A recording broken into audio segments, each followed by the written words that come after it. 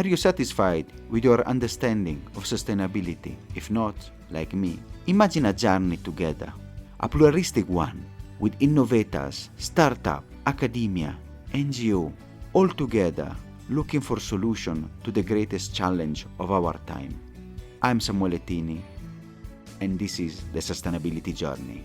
Welcome to another wonderful episode. Today we are going to interview an expert who has a multi-career. She has been in NGOs, she has been in the private sector, and now she's working in the banking sector. So she's somebody who is an expert in sustainability and has seen the multifaceted of this profession, and she can dig deeper and give us wonderful insight. I'm very pleased to welcome Katerina Elias Trostmann, which is, sorry for the pronunciation, from Brazil. Thank you so much, Katerina. Thank you, Samuele. No, you got it very right. Don't worry. With the podcast, I got people from all over the world, so I'm getting used to names. I can see some German in you, so you can tell a bit. You are in Brazil now, you're working in the banking sector, but tell us your sustainability journey, how you have become an expert in this field. That's kind of you to say. I consider myself an expert in making. I think the sustainability agenda is so dynamic and so fast that you need continuously to be open and engage with the topic. A very curious way, right? So I think sustainability is an agenda in evolution. It's not a line that you cross.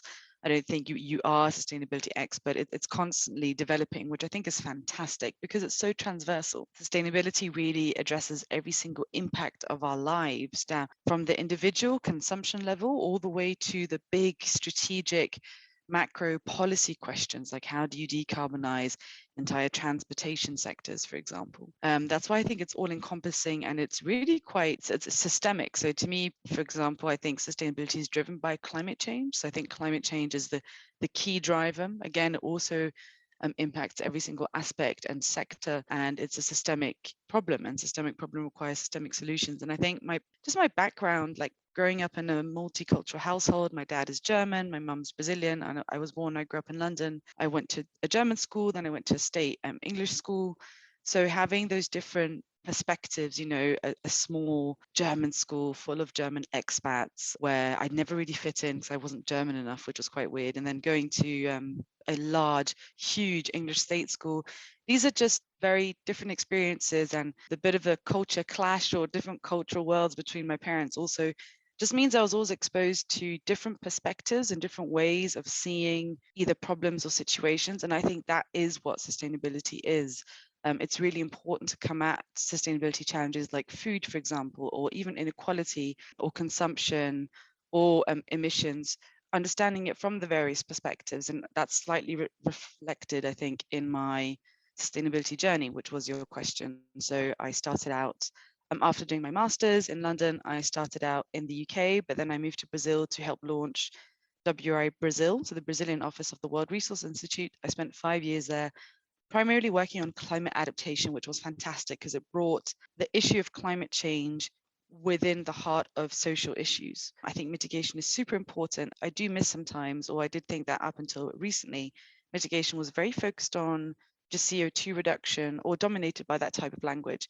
And climate adaptation brought in a more complex analysis of, okay, climate change is happening. What are the impacts? What are the consequences on the impacts on different groups of people? So different groups of people feel it differently, right? Depending not only on geographic factors, but also on socioeconomic factors.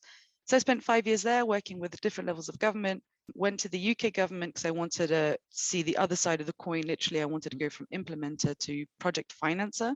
So answering questions like, how do you deploy climate finance at scale in Brazil? And spent nearly 2 years there. And now currently I am at an international bank in Brazil, focusing on how to push and accelerate and leverage finance for sustainability outcomes in the private sector. So really tying sustainability objectives to financial issuances, which is super interesting and very, very new. And I never thought I'd be in banking. Wow. You started at the grassroots level, working with the implementation, then you went to finance, and now you are at the finance at the highest level, in the bank, in the private sector. Let me ask you, with this, your multi-sector career, which is the perspective you can give the audience, and then what has taught you about the topic of sustainability, and we can tackle it. Well, I've always enjoyed working at the intersection of different sectors and learning from different people. So personally, I try to adopt a growth mindset and that I can learn from any situation or any interaction with someone. Someone always has something to show you that you're not aware of. So that would be my first point, like be open to learning and to actually adopt active listening so that you can really engage with what someone is telling you about, be it their experience in a low income community, about how climate change is affecting them, about how to govern for deforestation, for example, or what a company's vision on how to push sustainability in their activities and operations. So that would be my first point, and that's tied to my second point, which is working across these different sectors is really, and having like an open mindset has really made me always challenge my assumptions. So I really try not to lead with or work with assumptions and also stereotypes, right? So, and I suppose the third thing that leads to is asking open questions. So I've always found that going into new sectors and working with new stakeholders, a really good way to build positive relationships and really get to the heart of certain matters is by asking open questions and then adopting a growth mindset and challenging assumptions, etc., enables you to build a really good relationship based on constructive exchanges, trying to really understand what the key drivers and variables are so that you can then start getting to effective solutions. I think it is possible to work with sustainability across sectors if you have if you approach it from like a very open perspective, if you have certain transversal skills. I think it's just always humbled me perhaps to work across these different organizations. And I wouldn't say that I started off in a grassroots organization. WRI is very much an institutional, large think tank, NGO, very well funded. It's not grassroots, but I had contact with grassroots organizations. And that to me, I think one of the key principles that I try to take forward in my work is to place climate justice at the heart of anything that I do. Without climate justice, we won't actually be overcoming certain key inequalities that actually contribute to the climate change impacts that we see. And that is valid for work in the NGO, public, and the private sector. I think the last point you touch is actually linked with our last episode in the podcast. I speak with people from the Amazon in the coming months. Oh, excellent! Yeah. So maybe I can ask a question on that. What is your take now on the Amazon, if you can talk of that, or if it's too charged, we can jump to another question. No, it's not too hard. I've written about it, and it is a topic that I am currently engaging in, currently writing an article on climate justice in climate finance for the Amazon. Growing up in the UK, the Amazon in Europe, at least, is really pictured as this far-flung, large, isolated, wild jungle, right? Rainforest. It's really part of, at least in Europe, part of this like fantasy imagination of original primary forest. And in Brazil, I mean, living here now, I'm equidistant from the Amazon as I would be from London to Moscow. And the majority of people in Brazil live in the southeast, right? So a lot of Brazilians don't actually have contact with the Amazon because it's huge and it's far away and it's expensive to get there. So, I mean, I think it's worth breaking down what the Amazon is because I've noticed a lot of, let's say, Northern Hemisphere colleagues and friends, for example, they have a different impression. So it's technically incorrect to say the Amazon are the lungs of the world, right? Which is something that we hear often. The Amazon in Brazil is larger than Western Europe. It's home to 27 million people. 69% of these people who live there live in cities. The economy based in the Amazon is mainly extractivist commodities, so mining, cattle, soy, a bit of timber, and then you have some other economic activities like non-timber forest products like nuts, oils, fruit, cocoa, and rubber, for instance. And the Amazon has always been subject to competing interests. So there are many different development phases. I mean, it begins to be occupied by the military government in the 50s because the Brazilian military government wanted to secure the borders with the other countries. So you had a lot of military occupation moving in there. And then the government throughout up until the 70s and 80s encouraged occupation in the Amazon. So invited people from the south of Brazil to go and set up farms. So, they would exchange their smaller farms in the south of Brazil for large swaths of land in the Amazon. And we're encouraged to deforest in order to push Brazil to become a key agriculture powerhouse, which they did. So there are places called Sorriso, which in Italian is sorriso, which you will understand means only rice. Which today it's because about 40 years ago there was nothing there. There was just a petrol station in the middle of a dirt road, and today it looks like a suburb of Los Angeles because it's so rich. It has really high HDI indexes. So agriculture, pushed by the Brazilian government and Embrapa, for example, the Brazilian Agriculture Agency, has been really key to developing a huge industry which has brought a lot of prosperity to a lot of people. So Brazil is today a huge agricultural export. It has come at the expense of forests and forests communities. So the challenge today for the Amazon is how do you harmonize agricultural production with justice, with land rights, with climate smart agriculture? Because Brazil has millions, I think over 12 million hectares of degraded pasture lands, which means that in order to develop agriculture, Brazil really doesn't need to cut down a single tree. It just needs to optimize and make better use of this land that is already opened and has been degraded because it's not looked after. You have to look after land that you open, right? And to improve for efficiencies. So just going back, step back, right? So there was a phase of the military going in to secure borders, and then human occupation to push for agriculture development, large infrastructure like hydro dams in the 80s and 90s. And then it was really in the late 80s, 90s that Brazil became like a big hot topic for around the Amazon, right? Where it really started attracting attention. Chico Mendes, a really important environmental activist in the Amazon from Acre, really mobilized not just national support, but international support for Amazonian protection and influenced how, for example, the World Bank provides lending to infrastructure projects in the Amazon. He was really important to bring the struggle of the forest communities to an international spotlight, and he paid for his own life, unfortunately, right? So Amazonian defenders, they run very, very high risks for standing up for forest protection and their own people's communities. And now what we're seeing, unfortunately, is a rollback of key protective policies, command and control policies, and illegal mining has exploded, for example. It never was an issue in Brazil, and now it is. We see high deforestation rates, the third highest in 3 years in a row. So it is a really important issue. If Brazilian agriculture wants to survive, it needs to ensure that no single tree is cut down, because the Amazon is not the lungs of the world. The Amazon is a rain and carbon cycle regulator. So in Brazil, it has a function of pulling humidity from the northern hemisphere down into the heartland of Brazil, and irrigating through rain the majority of Brazilian agriculture. And over the past 30 years, Brazil has already lost 16%, nearly 16% of its surface water. This is data from Mapa Biomas, for instance. So the Amazon is, it's a huge, it's how do you value it? How do you protect it? You need command and control policies. You need companies to commit to zero deforestation in their supply chains. And again, going back to what we said at the beginning, climate change is a systemic issue, as is Amazon deforestation. You need all actors engaged and mobilized, all the way from grassroots organizations to CFOs and C-suite boardrooms in London, for example, and in other financial capitals across the world, which we definitely saw last year with the Amazon fires. We'd never seen so much private sector mobilization. I'm optimistic that we're going in the right direction. The question is, are we going in the right direction fast enough? Very interesting points. I think the episode we are going to release now in 3 days is called The Economics of Sustainable Foods. And we were discussing especially regenerative agriculture and the way we can enable positive agriculture, not negative one.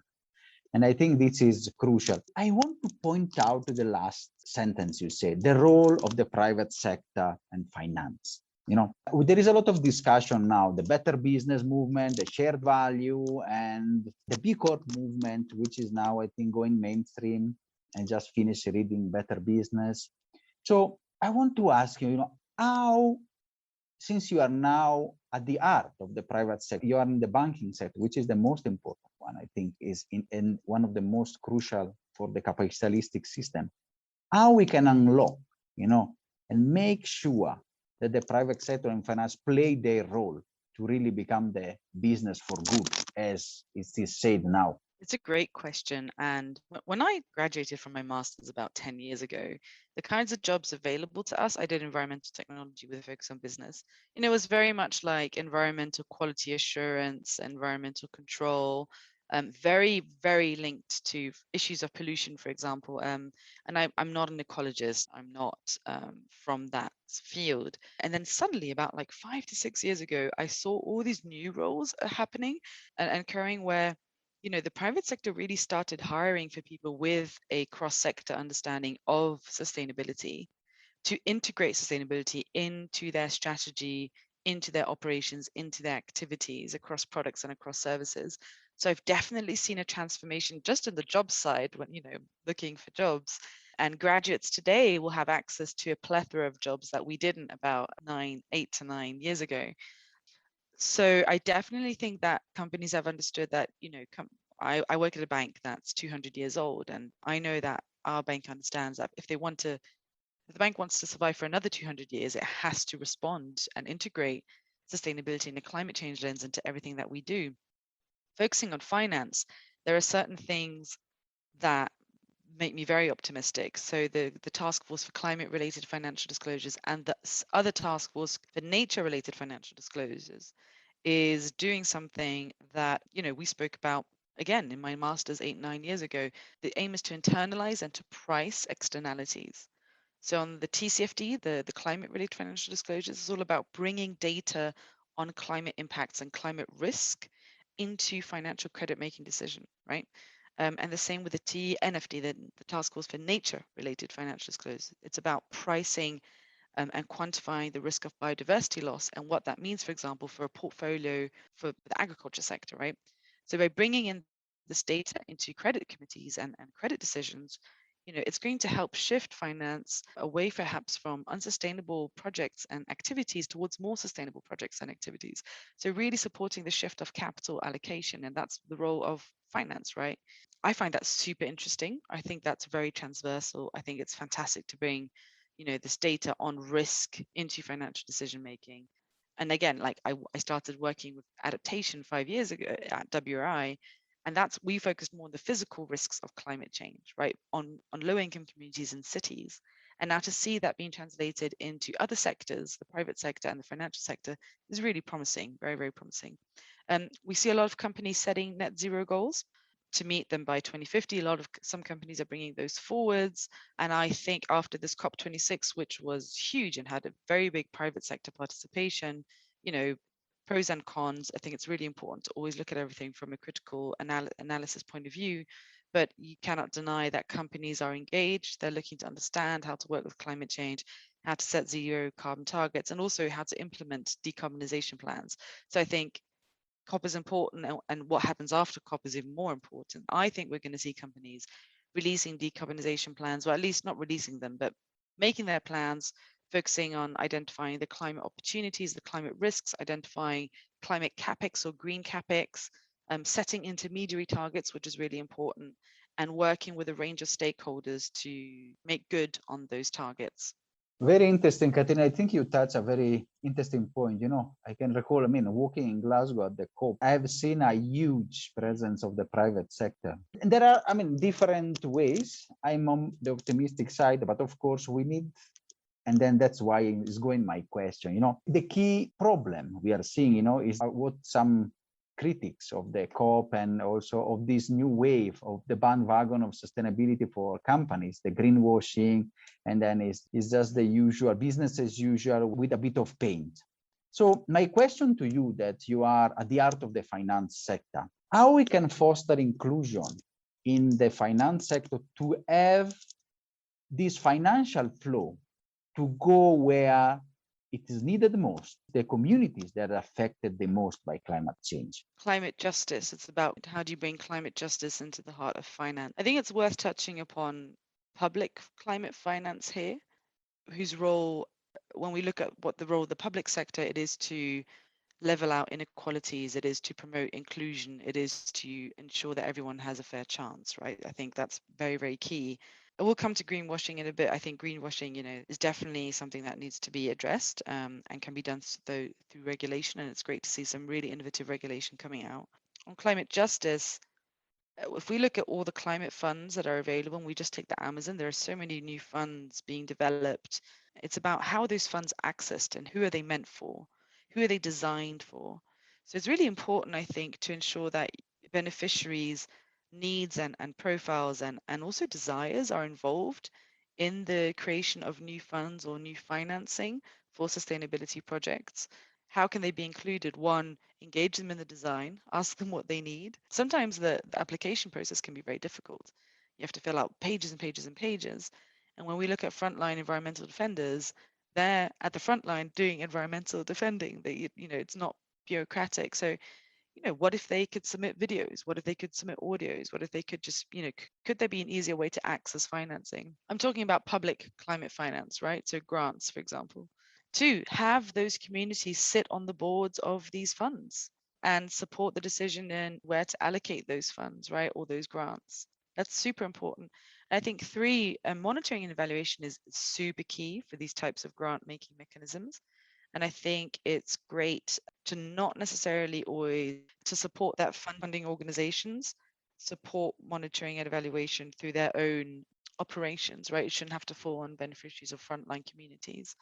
And then finally, technical assistance. So providing technical assistance to help projects or communities improve their readiness to access these types of financing. There's lots of great organizations doing fantastic work on this, like the Open Society Foundations, for example. They're looking at how to integrate climate justice into climate finance. And I think it's absolutely key. Without these communities, forest communities, and I'm particularly thinking about Amazonian forest communities, if we don't include them in climate finance, we won't be able to generate the best impact and benefits that we could. Fantastic, fantastic points, Katerina. I think you have touched exactly the key area. Involvement of community, I think, is key, and transparency, the monetary evaluation, and the fact to put them on the board, not just on the side, just to have them showcasing. Yes. Oh, absolutely. Engagement as partners and not just grantees. Absolutely. I think it's really key. This COP26 was crucial to spotlight climate justice, which I think was great. And you had a lot of different Indigenous leaders asking for more protagonism and more engagement in climate finance design and also mechanisms. Because we have a huge gap to fill, don't we? Yes, we are just a near down the line of the tipping point and all this. So, we really need to put community, especially the indigenous community, at the forefront, because without the protection of this ancestral and the lands, of course, then we'll have many, especially our, as you said, on the Amazon. I think we have done a very good excursus. We started with the work, with the different works, and then now we have set up a small manifesto on how to create a good policy for having a good finance, which is, it seems straightforward, but I sometimes feel frustrated in my work going through maybe 50 pages of applications, which they can be discouraging for somebody, as we were in COP with people that are just maybe on very different grassroots community that they have to fight and work there with pressing issues, not the bureaucracy. So it's really interesting. As a way to sum up your contribution and way, usually we ask the guest to give us a small message, a small call to action. And from your perspective, the business, the finance, the NGO, which could be a message that you want to give to people? So having gone from an international NGO, government, and private sector now, like I've really had my assumptions challenged. We all do a little bit of, oh, I think it's going to be like that, or will it be like that? We all have preconceived ideas. So I think my message would be, climate change is very urgent and requires radical new partnerships. So I think if we have to address it together, and I would love to see, for example, business leaders learning from Indigenous leaders, for example, and vice versa. So really seeing these radical partnerships, placing climate justice at the heart of the partnerships, of climate action, of climate strategies. So I suppose that's my message, like challenging assumptions and building radical partnerships to really drive climate justice forwards. Thank you so much. It's really something that is often overlooked, but we need to do it more. Just on that point, I think what I want to try and say there is the situation that we're confronted with has forced new leadership to come to the fore. So we've seen Brazilian state governors come to the fore. We've seen the private sector become engaged and really try to learn about deforestation. We've seen probably more effective commitments being made with greater detail.